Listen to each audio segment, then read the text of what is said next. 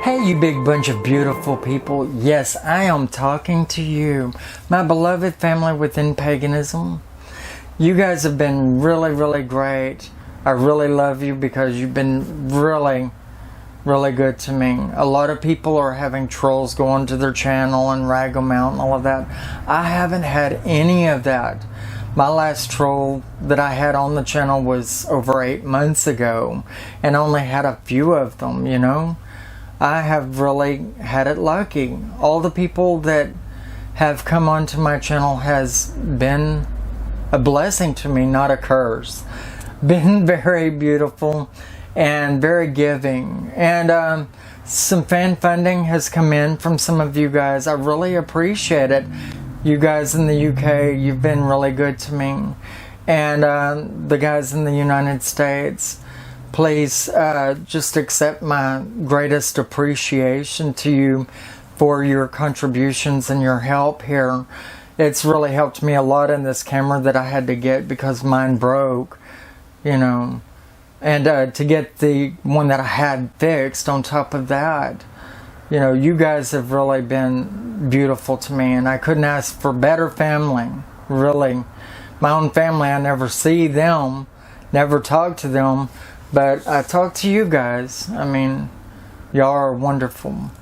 But today, I am excited as I could be because I get to hold this drawing that I've been waiting on for 2 weeks. 2 weeks. And I'm probably more excited than what you guys are. You know, the Buddha and his teachings book, as well as the Dictionary of Dreams book. These are the 2 books that we'll be drawing on today. 2 different drawings on one show. And so I am amped. And you guys will be really excited to hear that there were only actually 7 people that put their name in for the Buddha and his teachings book.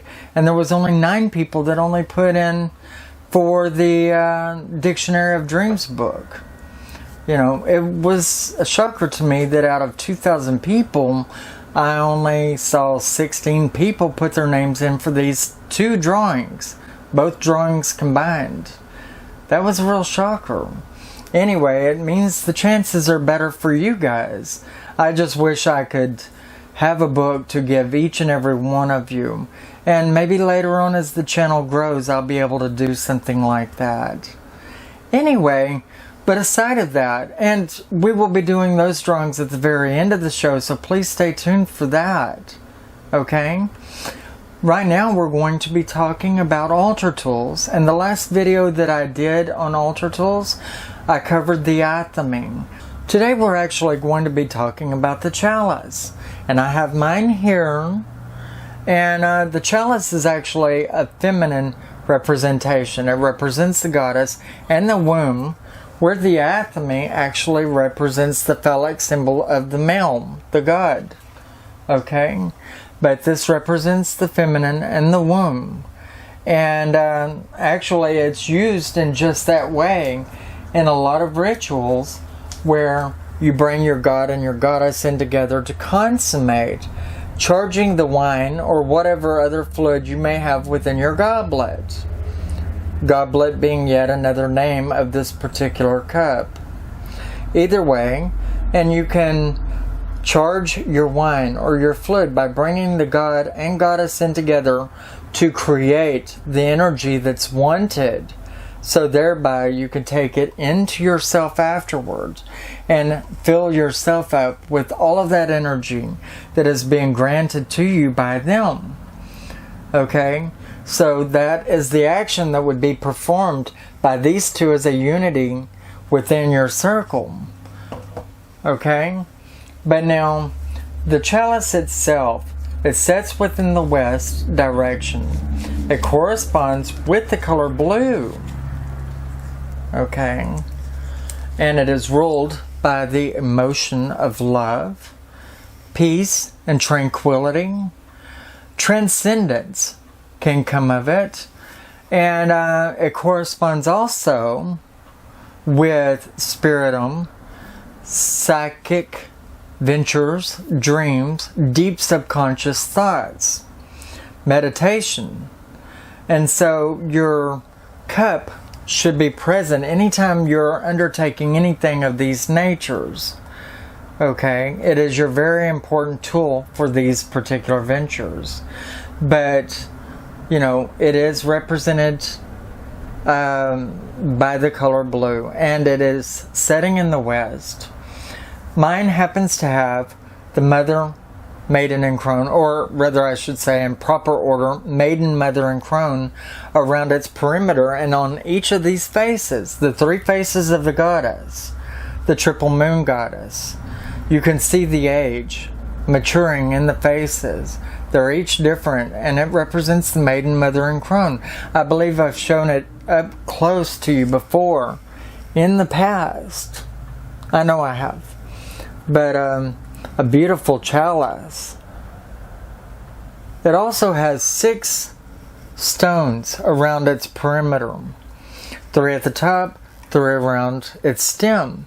Now these 6 stones represent the 6 senses of man. Again, psyche is represented here. So a very, very powerful tool to do with that. Alright? The 6th sense being your psychic abilities. And one of the senses most people don't recognize or pay attention to. But very, very important that you should. Okay? Now, what else should I tell you about this cup? Anyway, it has an aluminum insert. The aluminum don't actually hold much energy itself. It is a conductor on a light basis, but the current of the fluid itself within the cup will hold energy. Alright? Because liquid conducts energy itself. And for a short basis, it'll be very, very powerful. And then you take it into yourself and it's all gone, so it don't matter. But this cup gets washed anyway, the aluminum part. So you don't put a lot of power and energy into it on a typical basis anyway. I like to put my permanent power within the outer part of my chalice, my goblet. And it has stones in here and symbols that I feel very strongly will hold that energy for me. And I keep it wrapped up in my blue silk pouch that I have made for it, that is made to hold its power and energy. But anyway, yes, you bring the chalice together with the athame, and you charge that which is within the cup with the power and the might of the Almighties. So therefore you can afterwards take it into yourself and empower yourself for the ritual that you are embarking on. And you can hold your hand high while you're holding the dagger into the mouth of the cup. Or you can hold your wand in this hand while you're empowering your cup. Or you can use both hands while you're bringing energy down and into the butt of the dagger and charging your cup. There are many, many different ways you can do it, but these two come together to consummate the energy that you want to use, to tap into. Anyway, it is with green stones, and to me, the green stones represent growth within love. Always nurturing and nourishing others as much as I possibly can. And I feel very strong and stable in that. And stability is also symbolized by green. Anyway, it also brings the north and west in together, which are the two directions that correspond most with the goddess. Whereas the two directions that correspond most with the god would be your east and your south. Anyway, your south being red, being very protective, being very guarding, and more like the provider of food. This is the way I look at things, although everybody else has a different opinion, and both deities can do either or, be fruitful and providing, or guarding and protective, or loving and nourishing. But to me, the goddess is more of a nourishing soul, blue and love, and the god is more of a security, a protector, a guardian soul, you know? And that's how I feel about it. That's how I attribute things in my own head, and it really helps me stay strong by separating out the two qualities to some minor degree. I really feel that the deities have all of the characteristics in them all the way through and through, but I feel securely that you could also, by the same token, put more of this particular thing on one of them and more of this particular thing on the other one. That way, when you're doing your ritual, you can feel you're more involving them on a personal level, I really feel that it is attributing the deities more intently to certain areas. It's calling on them for specifics. My cup has 3 faces of women, which is the moon goddess Diana. Since Diana was my first deity, she was the one that first called me into her service. Okay? And I got called into the service of the goddess at age 18, I believe it was, or thereabouts.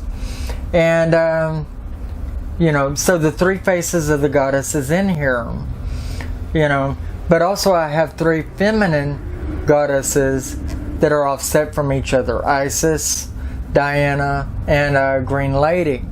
And so to me, they also represent these 3 entities.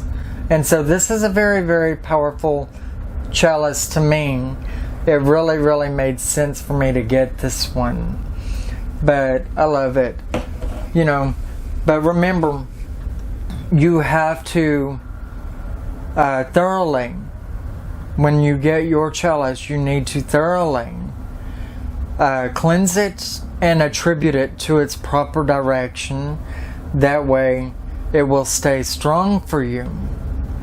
Get one that calls out to you. It's very important for you to have one that is you. Like any of the other 3 tools that you have to have in representation of your directions, you have to make sure that it is the proper tool that calls out to you. You don't want your athame always taking your blood. You don't want your other tools to always be broken or breaking. You don't want that. You want it always to be right. Now let's get to that drawing, shall we? Okay, well, I folded these up, but I'm going to carefully unfold each one and call out the names of the people that have been implemented into the drawing, okay? We have Once Upon a Witch, which is entered into the drawing. For Buddha and his teachings now, this is what we're talking about now. And we have, let's see, Blay, 8793. Okay, Blay 8793. We have The Old Crone Dances entered into the drawing. We have, let's see, who do we have? YT Fangcole, which is entered into the drawing. We have Joe McKay entered into the drawing.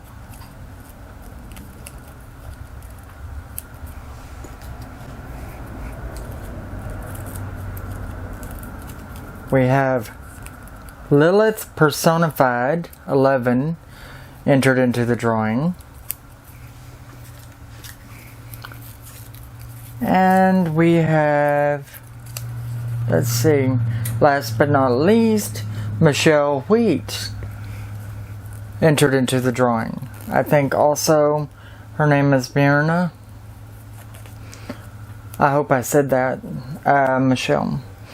Okay, anyway, I'm going to put all of these little names right here into this little bowl that I've got. And as you saw, the names are folded back up to the way they should be. And here we go. Double, bubble, toil and trouble. Cauldron, boil and fires, bubble. No, I screwed that up. You would think, as a witch, nah, that's not a saying I've ever stuck around and paid close attention to. I thought it was cute and hocus pocus, though. Anyway, so now we have a name. Alright? And good luck to all of you guys. Alright? Let's see.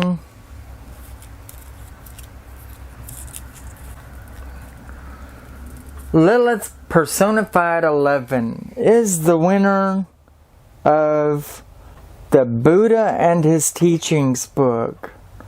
Lilith Personified 11. Okay?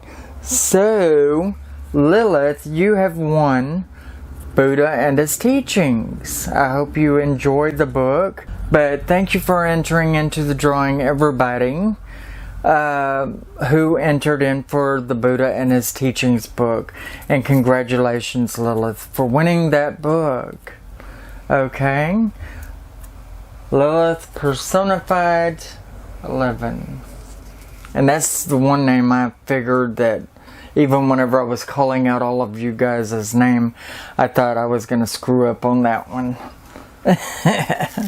Anyway, so Lilith Personified, Buddha and His Teachings. Now we are actually going to draw for the Dictionary of Dreams, and this is going to be fun. Alright, so I'm going to load the bowl with that, with the clippings for that. Alright, like I said, I actually printed these names out and then cut them out already. So here we go, and I'm gonna name the persons that are involved in this drawing, okay? And I hope I get these right. If I don't, please don't be offended, alright? Alright, there's Aisling Gagne,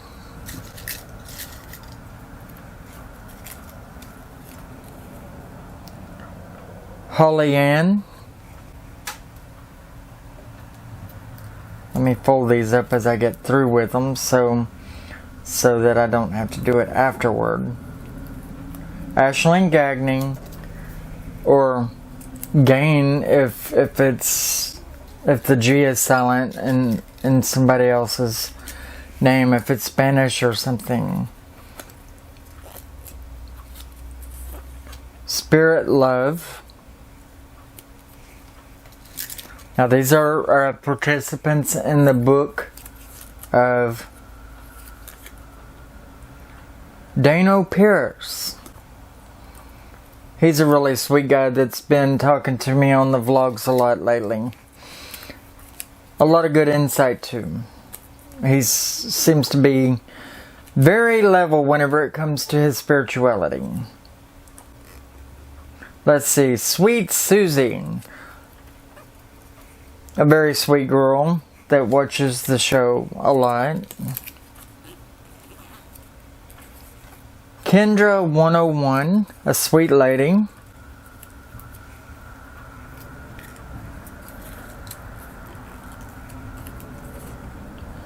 Amy Snyder, another sweet lady.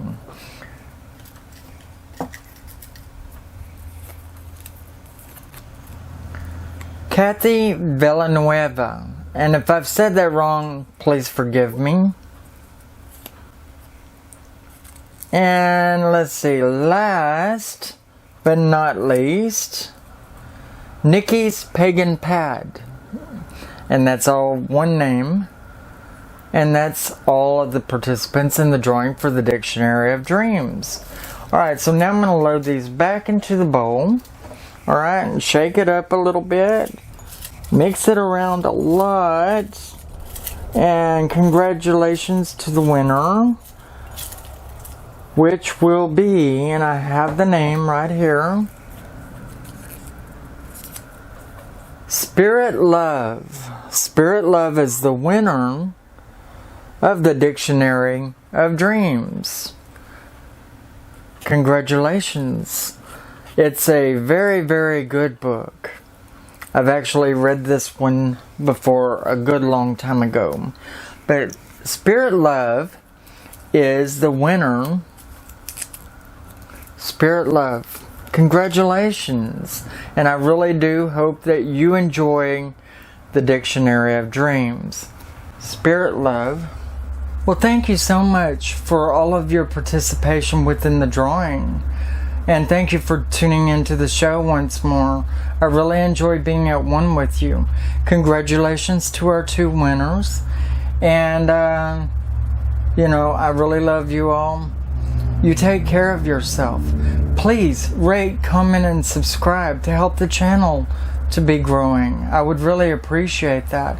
And share the video around on your Facebook, on your Google Plus page, on your Twitter, so that other people can find us and seek out our help. Those that are lost and looking for a pathway. Or maybe those that are not seeking paganism, but those that are giving us enough of a chance to where they would seek out a deeper understanding of who we are. We want to make that as accessible as possible, because it is the only way that other people can come to an accord with us. Well, it sounds like the train is blowing its whistle, and so rather than break your eardrums or have a jittering camera, I'm going to go ahead and say brightest blessings and merry part. Bye-bye.